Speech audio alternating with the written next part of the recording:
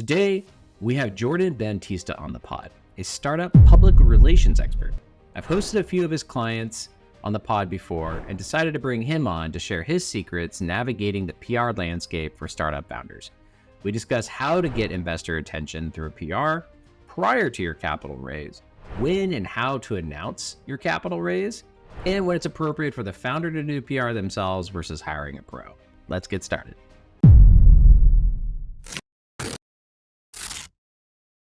Welcome back, everyone. Thank you so much for joining us. Today, we have Jordan Bantista joining us, a PR expert who knows the fundraising game when it comes to public relations and getting the word out about your fundraise. So, Jordan, welcome to the show today.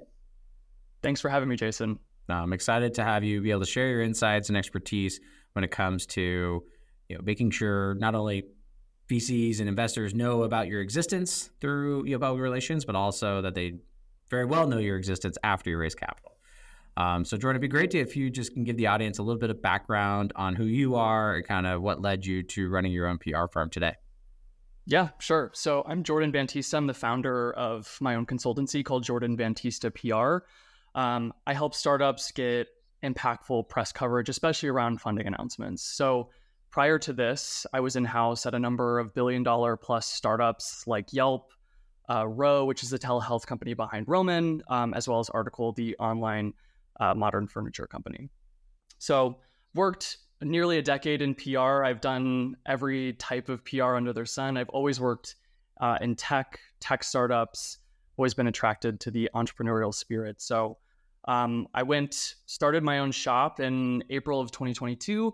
I don't know that there was ever like an aha moment, but I had the opportunity to do some freelance PR work on the side while I was in-house and just was really attracted to it. I think I'm attracted to that entrepreneurial spirit.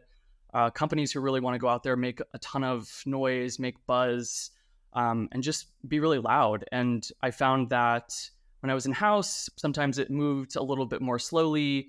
And I also found alternatively that the agency model just really wasn't for me, right? It was like a ton of work, not as much pay. As I got older, that just like wasn't as attractive. So again, not an aha moment, but I started to think, ironically, I've worked with founders, entrepreneurs who have always thought and done things differently. And I don't know, I just kind of had a moment where I was like, yeah, actually, why don't I try out just doing some freelance stuff on my own?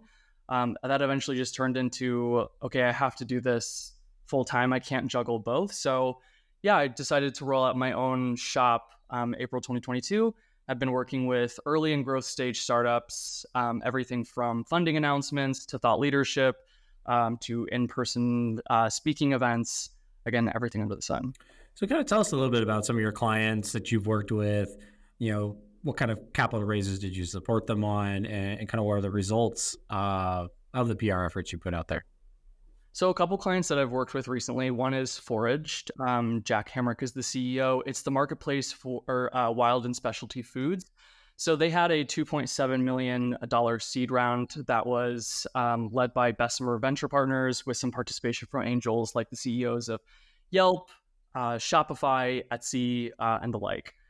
They also had some prior investment from Gramercy Tavern co-founder Tom Colicchio. So some pretty impressive angels. So Jack approached me to see if he can get some buzz around this announcement. We got them into like the TechCrunches of the world, some of the big business publications, as well as some food trades. So whenever I have a client who comes to me and says, hey, I have funding announcements, I always kind of just stop and say, okay, what exactly is this announcement? How much is it? Who's involved? What's the industry here? And who's the audience? Who exactly are we trying to reach? Is this an announcement we're trying to make to show current investors that you're making traction, that you're making noise? Is this to attract new investors? Is this to attract talent? And I think always people are looking to get customers, right? So I always take a second and just say, okay, what exactly is the primary goal here? And who can we reach? How do we do that? So with any client that I have, whether it be something like a marketplace for wild and specialty foods to marketplace for luxury watches, I say, okay, what are the outlets that are going to help us reach that primary audience? And then we back the strategy up and say, maybe it's TechCrunch, Maybe it's a trade that actually would do better than TechCrunch. So every strategy is a little bit different. And I guess from a PR perspective, what's the importance of it? Like, why should founders care about it? Why should they be strategic about fundraising announcements? And what should be some of the things that they take into consideration when looking at announcing a fundraise or planning to announce a fundraise? I think most people think of PR just as kind of like this amorphous thing, right? Like they think about PR as like, what are people saying about me on Twitter? But there's much more, we can be much more thoughtful than that, right? I think you should care about PR because it helps you tell your personal story, whether you're the founder, whether the story of the company.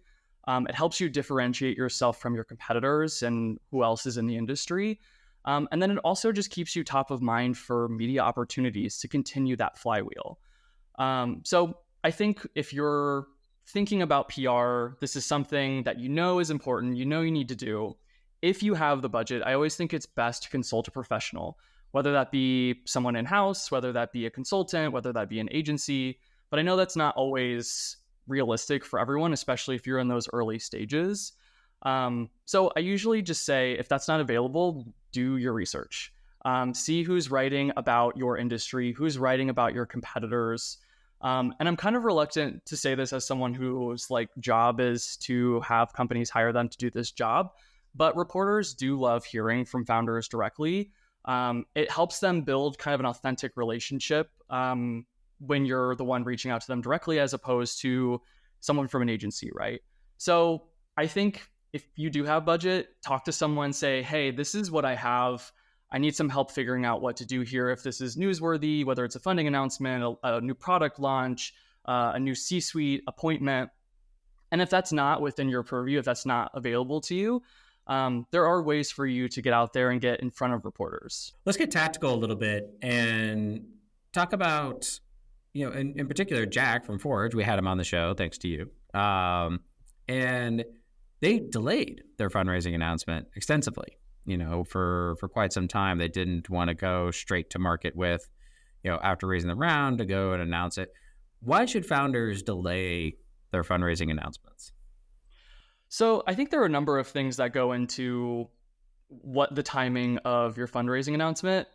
Candidly, I don't think it's the best approach to delay your announcement by 6 months to a year, because with reporters, they're looking for everything that's new, right? They want fresh news. They want to know who's doing the latest thing, who's raising the money, and what that means for this industry. So I don't know that you necessarily need to delay. And in fact, I usually recommend getting in touch with someone from PR, whether it be a consultant agency or if you're in-house person, as early as you can, right? Because this is going to help you build a strategy from the very beginning that's going to be able to integrate PR and just have a more seamless process than you would if you're 6 months down the line after your raise, a year after your raise, and saying, okay, maybe we should get into TechCrunch.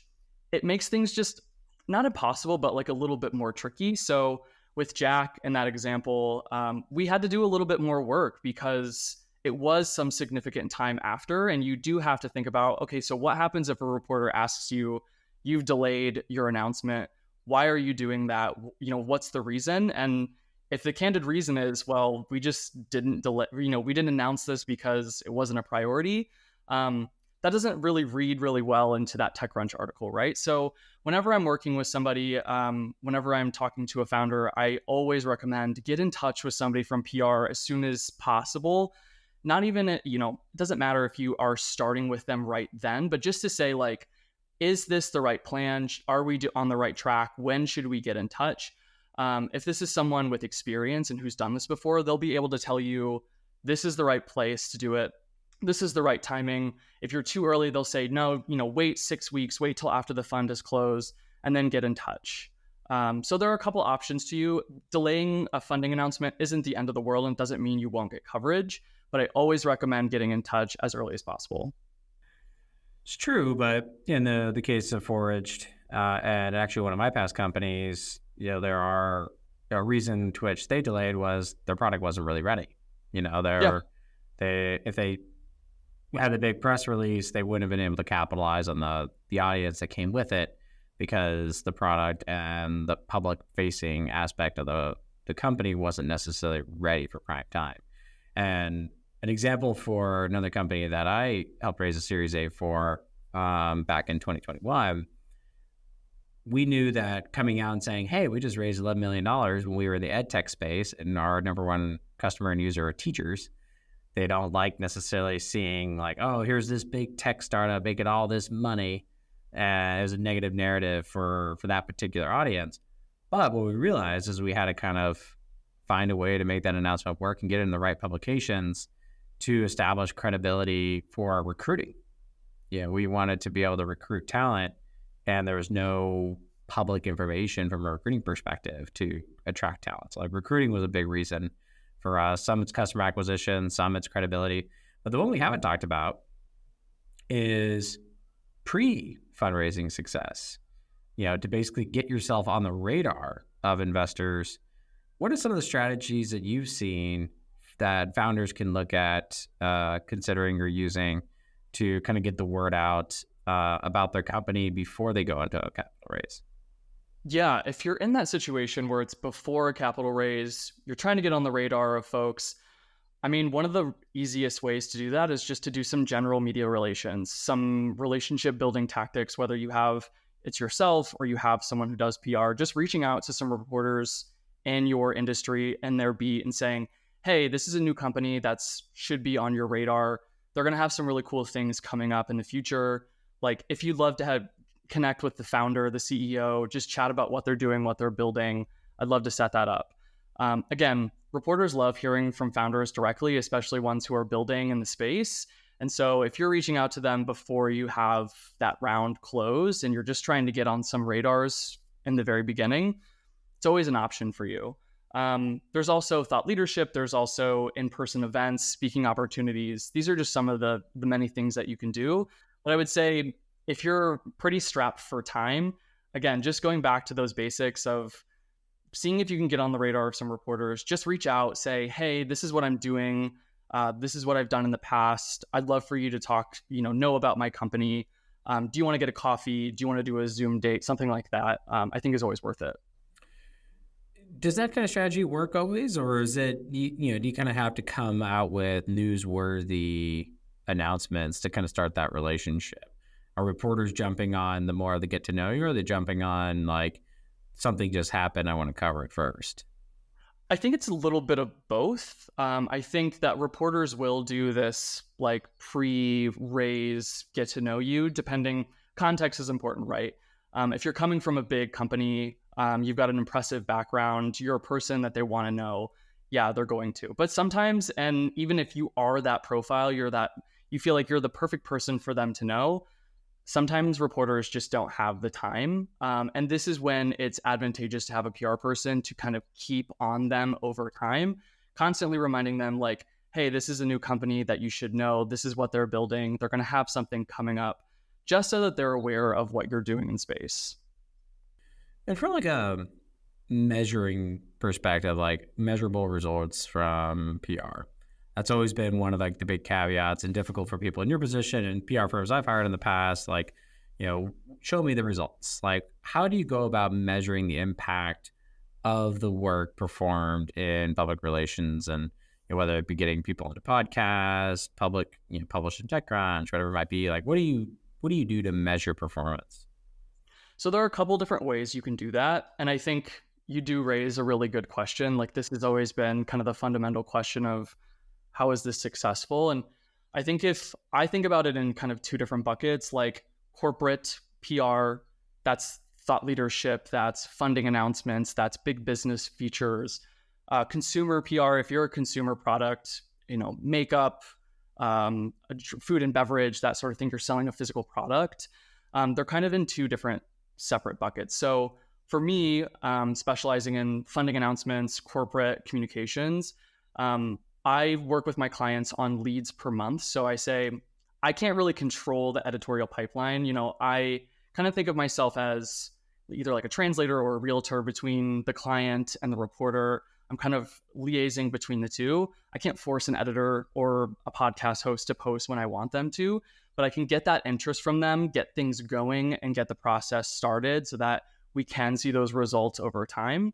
And then some people on this more consumer side, if you're investing in something like affiliate marketing, you can set up Google Analytics, you can track links, you can actually see who's clicking on those links in the stories, and if these publications are actually driving traffic to your site. So I think whatever it is, it's always a conversation, again, with your PR professional of what exactly are you going to do for me?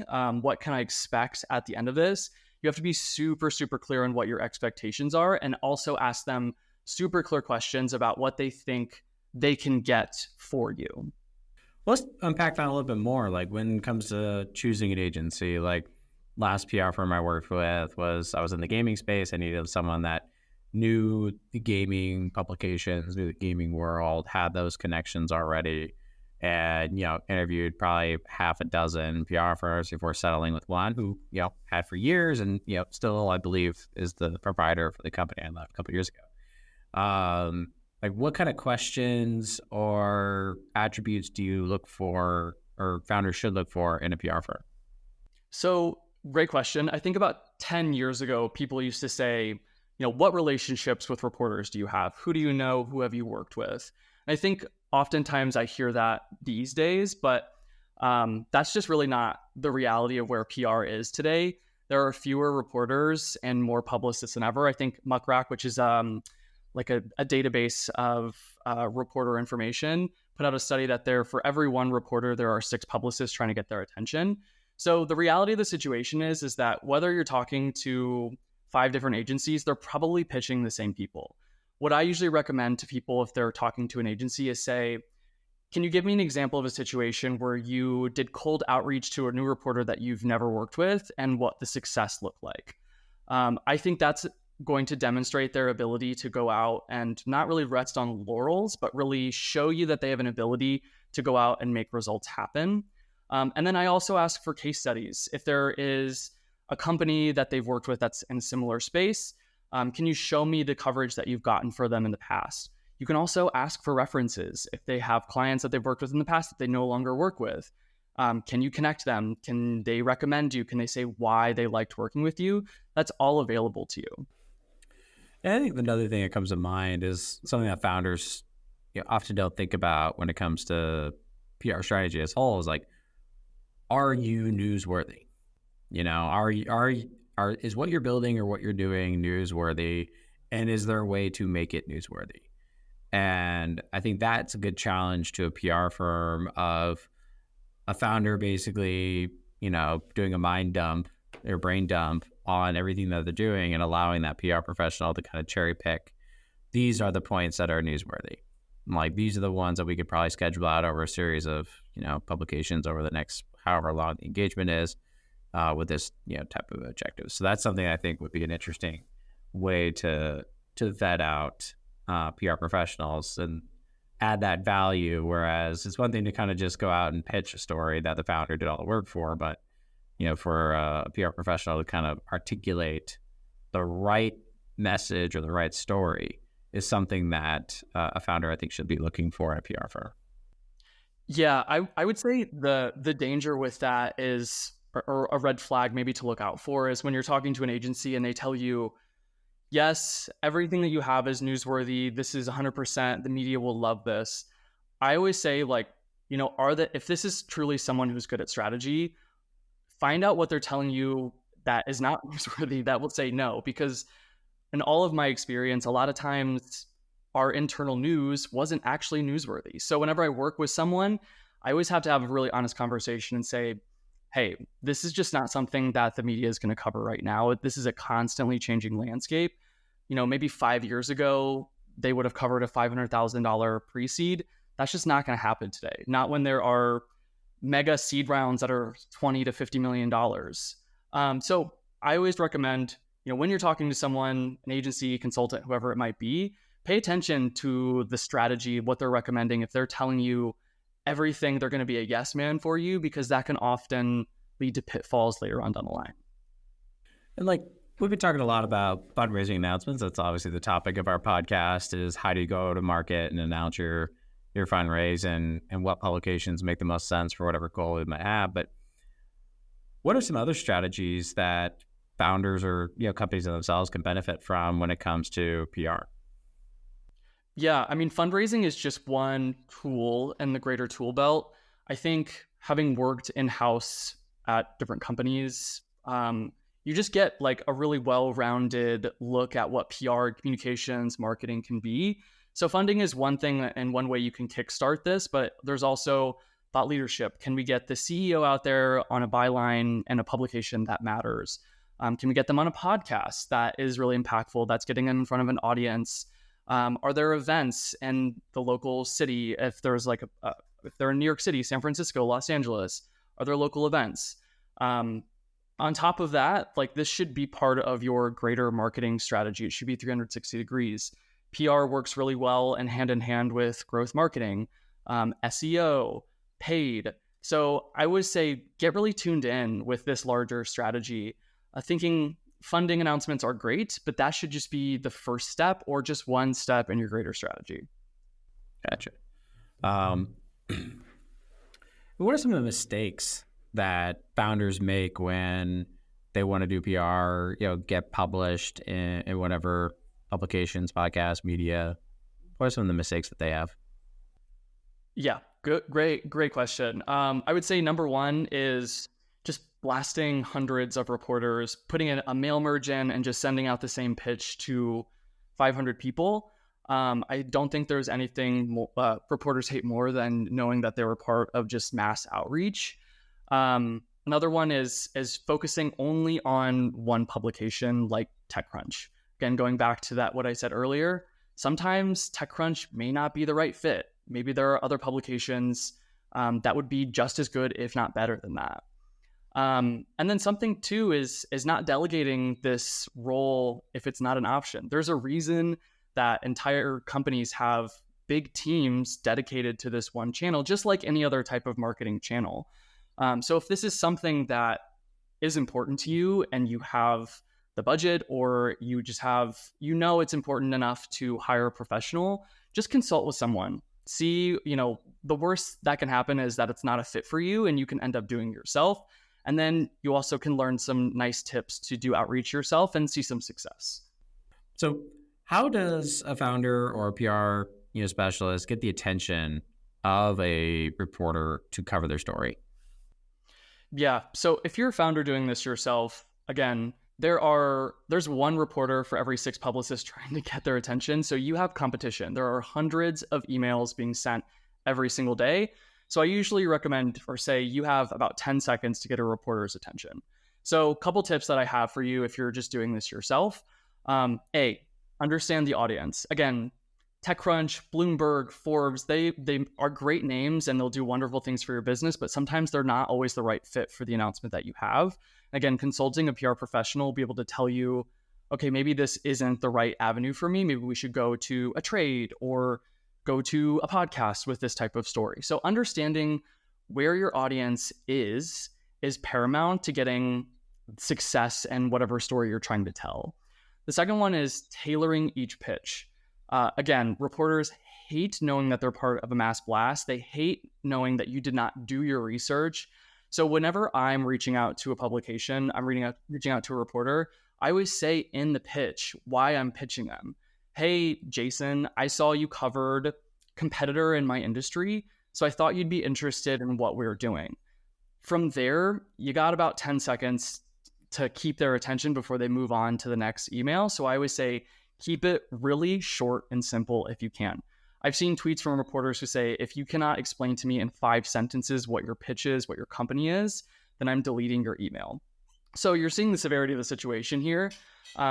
I joke around with some of my clients and say, like, if you're pitching, a reporter yourself, imagine that the reporter is your mom on the other side. Like, are they going to understand the jargon that you're using, the terms that you're using? Are they going to be able to read these huge blocks of text?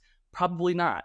So keep it really simple, cut out any industry terms, and be super specific on what this actually is and why you're pitching them. On top of that, why right now? Why is this timely? Why is your company building AI timely right now in 2023? These are the things that reporters really care about and will really help increase your chances of them actually covering your company. I would say that advice is similar to outreach to investors in terms of get to the point as quickly as possible, make it personal, make it relevant, and don't send blocks of text. I think that's pretty much a deal killer on anyone. Anytime I just see I was gonna say, never send blocks of text to anyone, investors, reporters, me. Like, we got to keep it short. Sales prospects, anything. Yeah, it's like anytime I get like probably 10 of those a day where it's just like, giant 10-sentence paragraphs of why we're special, but it's like, it's never. It's just nope. Blaze over. Yeah, exactly. Not even gonna give it a shot. So when it comes to the overall like conceptualization of new stories, what are some frameworks or ideas that founders should reflect on? Because it's kind of hard to like do something newsworthy every month. And typically working with an agency, there is some kind of expectation of monthly output or weekly output, whatever it might be. Like, what are some frameworks or ideas that founders can consider or use for themselves or use with an agency they might be working with to drum up and create newsworthy content? So I think it's helpful to think about this in a way that reporters are not writing stories to feature your company solely. They're not marketing promo. This is not advertisements. They're writing for their audiences. And one of the most important things to remember is, what's the larger story here? You got a funding announcement, a new C-suite appointment, whatever the news is. Think about what the larger trend is here. Again, reporters are always looking for the new and noteworthy thing. So thinking about, how does my announcement, how does my news relate to a larger trend? How does it play into that? What does this say for the industry? And especially if this is a capital raise, this is money, they're looking to follow the money. So this is a significant thing for the industry. What does this say about where the industry is heading, that investors are pouring money into this startup that's doing X, Y, Z? So I would say probably the most important thing is pay attention to these larger trends. What's happening in the industry? What are reporters talking about? What are they writing about? What are investors talking about? And see, how can you slot yourself into that over time? You'll have much more success getting more consistent coverage than you would just pitching yourself to be featured on TechCrunch. Yeah, no, that really works. I know, because I desperately tried in my first couple of businesses and they never responded. But the PR can be, it's just like raising capital. It's lots of rejection if you don't know what you're doing, and it takes a long time to figure it out unless you bring in experts to help and support the process. Yeah, and those experts like myself were super used to being rejected, to being ignored. We know how to keep on top of this. We know how to keep iterating, changing things so that you do end up seeing that success. So it's always worth just having a conversation with someone to see how they do that. And kind of changing gears, like, what are some non-traditional PR strategies to get attention? Yeah, so I think a good example for my past experience, I would say influencer marketing, and this, bear with me. So when I was at telehealth company Row, we did a little bit of, I guess you could call it influencer marketing. And that this was before the pandemic. This was 2018, 2019. So telehealth really wasn't as big of a conversation as it is now. So there was a lot of skepticism around, is this a legitimate business? Is this a real service? Am I actually talking to a doctor? So that we had built this advisory board of influencers who were notable doctors, anything from a former US Surgeon General to heads of urology at universities like NYU and Cornell, legitimate doctors who knew what they were doing, who were informing what our treatments were for our patients. So I think about, what does that look like for you?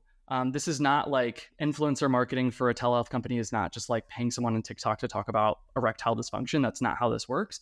But thinking about, what is our weakness or what's a pain point that we have right now? And then how can we finagle ourselves to best that? And in that instance, for us, we were trying to work against the credibility aspect of this. Like, is this a legitimate telehealth business?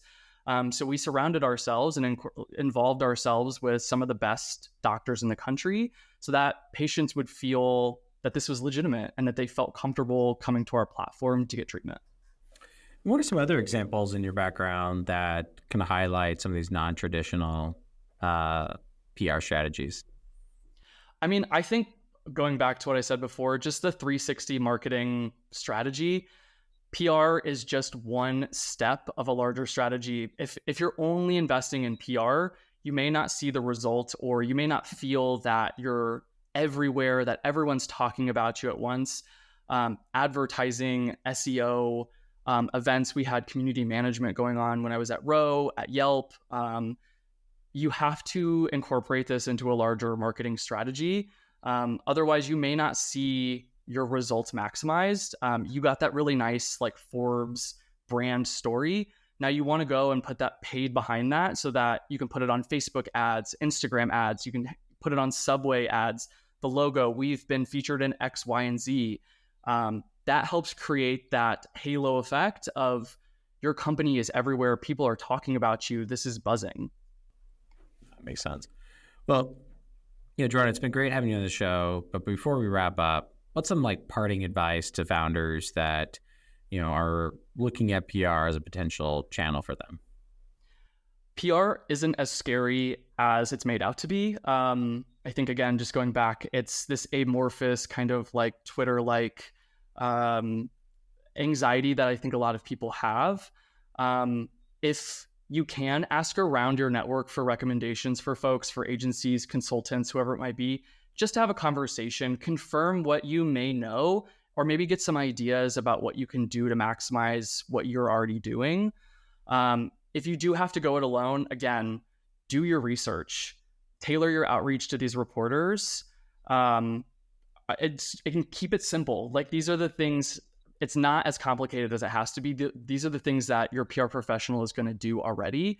But if you don't have that option to go with somebody else, you can do them yourself and find that you're going to have success. Appreciate that. And I'd also like to add one thing for our listeners. From my background, when it comes to doing PR, especially pre-capital raise, there is a ton of value in having your company be publicly known in some degree, in some niche or category before you go out for capital raise, because it just gives VCs some signal, and it also might put you on their radar, where otherwise, if their only interaction with you is a cold email and they've never seen you anywhere else, no publications, they just might not think you're very legit. Or if they don't have you, a lot of VCs will have scraping engines or tools or resources to kind of pull in any kind of press releases related to the industry that they invest in. And it's a great way to just kind of get top of mind or get exposure to VCs. And it's not unusual for founders to get hit up by VCs when they do something interesting in the media. So it can be very complementary to your capital raise, in addition to just overall awareness of your business to your customers. 100%. So Jordan, give us an example of a client that you worked with in terms of what were you trying to accomplish? What did you do to accomplish it? And what was the results? So I work with Bezel, which is a marketplace for authenticated luxury watches. And when I started working with them, one of their goals was to get their CEO, Quade Walker, into more thought leadership opportunities. And this was important because they were in rounds. They wanted to make their investors, their current investors, feel good about their investment, get excited about their investment, and also court these new investors. So when I started working with them, I started tracking a bunch of founders of other marketplaces in the space, not necessarily watches, just to see where they've been, what podcasts, what bylines they had. And then I started basically just doing outreach for Quade with a similar strategy to get him out there, get those links, get those articles for him so that he could show his investors, hey, we're making buzz here. And they did. He actually got feedback that his investors, his current investors, felt like Bezel was everywhere, that they were seeing Quade with a bunch of activity, and that they were really excited about what Bezel was doing. So it was super important for them as they're thinking about their next round to continue this momentum into it. Makes sense. And obviously very relatable, given that Quade was on our show not too long ago. And it was great having him be on the show. So I appreciate you sharing those insights. So Jordan, with that said, where can our listeners learn more about you? You can go to my website, jordanbantista.com, or you can hit me up on LinkedIn, just Jordan Bantista. Perfect. And anything else you'd like to share before we wrap up? No, thanks for having me on. This was great. Love talking about PR whenever I can. I really appreciate it. Well, perfect. Well, we'll make sure to keep those links in the show notes down below. And thanks for being on the show, Jordan. Thanks for sharing your insights, and hopefully founders can get inspired, whether it's doing it themselves or bringing on an expert like yourself. Yeah, thanks, Jason. All right, have a good one. You too. Thanks for listening to today's podcast. We hope you learned something valuable, and if you did, be sure to let us know in the comments or by hitting that like button. If you're a founder looking to raise capital, be sure to check out our platform, thunder.vc, to use our AI to identify which investors are most qualified to invest in your business. It's free to join. Just go to thunder.vc. Again, that is thunder.vc. And if you're new, we release new episodes every week. And if you or someone you know recently raised a round and want to share your story, be sure to email me at jason@thunder.vc. That's our show, and we hope to see you next week.